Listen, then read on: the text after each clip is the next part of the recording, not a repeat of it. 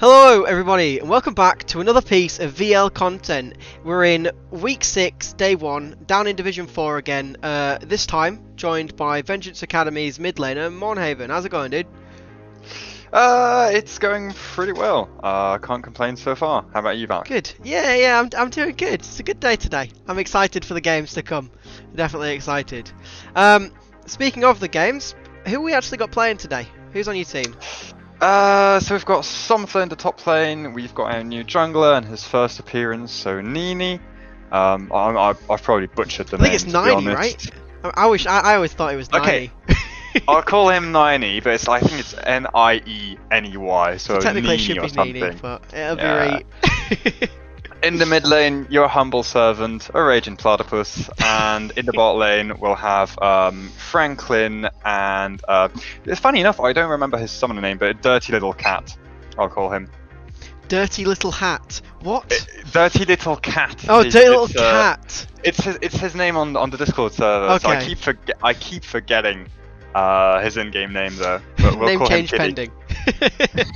You know, now that you just mentioned it, I always forget that you're a raging platypus because obviously you're not called that in Discord. Man, that I just had so many memories flood back from fucking CL days. Like, Dude, I've been there since like you've been here forever. You've been here as long as I've been here.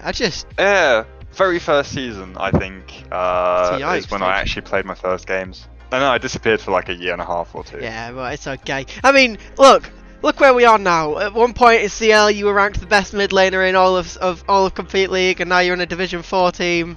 You know, the way things shape up, it's okay. I was too bad, so I quit and joined the staff team. So, you just mentioned you've got 90 as a new jungler, and I mean, hell, you don't even remember your support's summoner name. So, how have things been going leading up to this point? Actually, pretty well.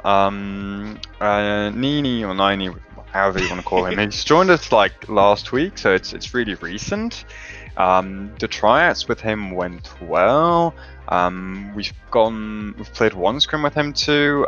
That went, in my opinion, very well. I'm confident I'm confident in his position in the roster, in his abilities, his shot calling. Even his champion pool, like his decision making is really good, I think.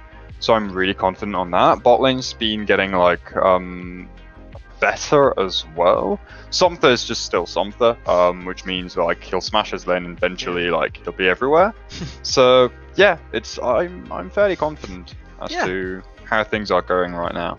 Right, fair play. I mean, it sounds like things are going well. Definitely. I mean, I assume from that 90 is an improvement to the roster. Obviously, that remains to be seen tonight.